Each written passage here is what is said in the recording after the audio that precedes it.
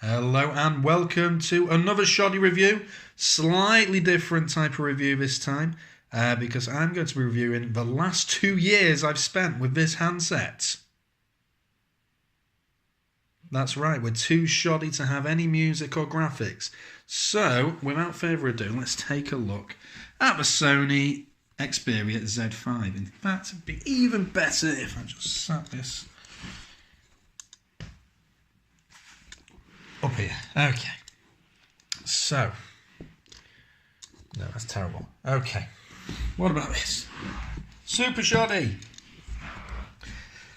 So, I was absolutely over the moon to receive my Xperia Z5 when I did 2 years ago. It was a cracking handset, and I think it still looks for business today. Look at that. Just subtle green. It's a little bit fingerprinty, but subtle green back there.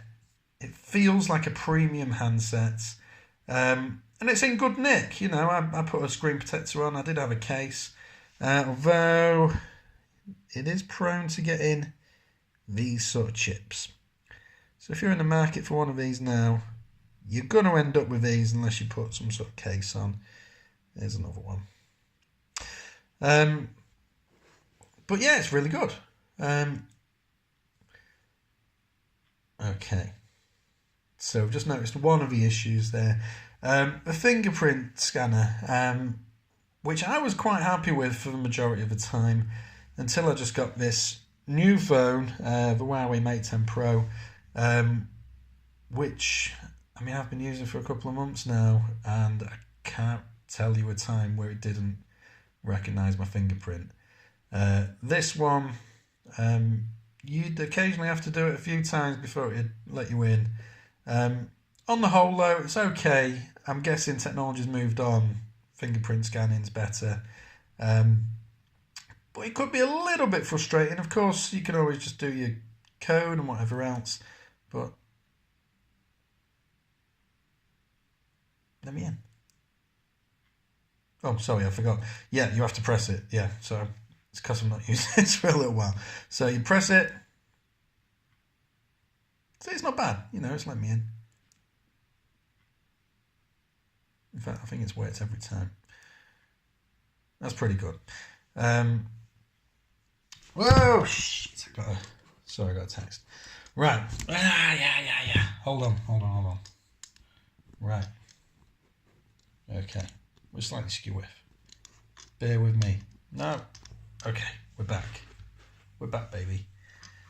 Okay, so I'm getting a ton of messages because I've not turned this on for like a month or so, but not that many messages, which makes you think, you know, perhaps I'm an unpopular man. But back to the phone. The reason I upgraded, because the plan was to keep this and carry on a SIM-only deal. Because phones aren't getting a great deal better each time now. Only sort of slight changes. And this performs really well still. You won't be hanging around waiting for stuff.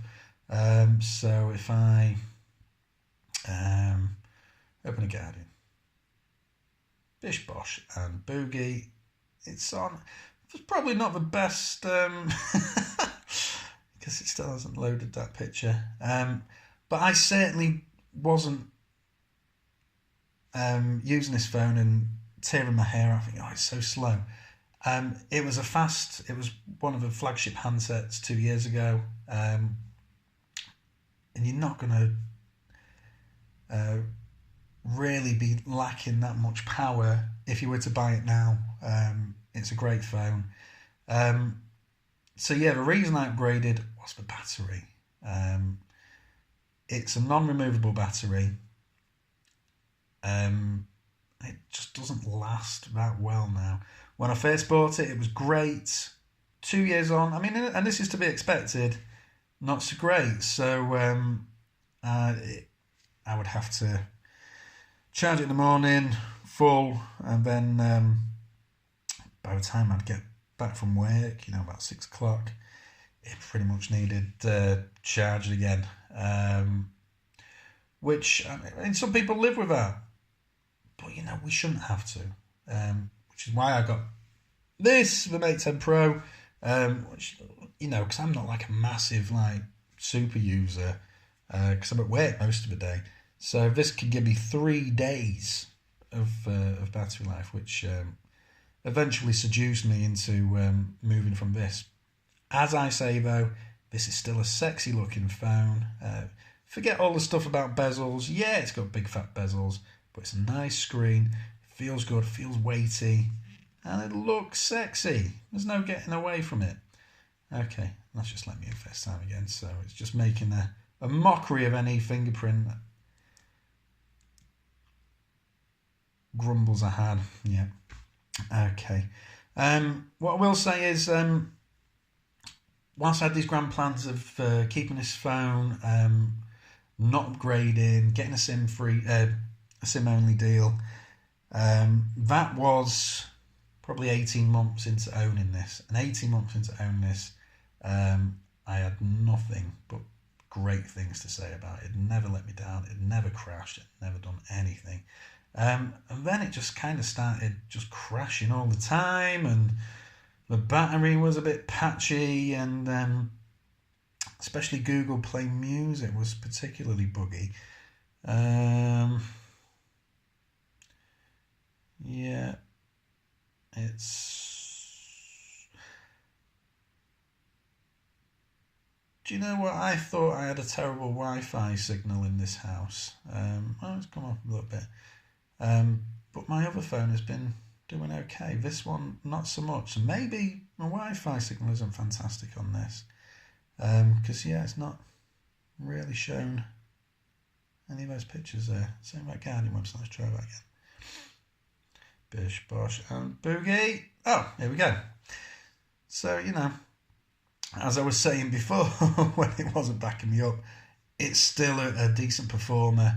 But when you've had it over 18 months and, you know, you've been bashing it a bit, it will crash from time to time, which, you know, maybe is to be expected, but eventually saw it getting nudged from my coveted spot in my pocket for a sexy younger model.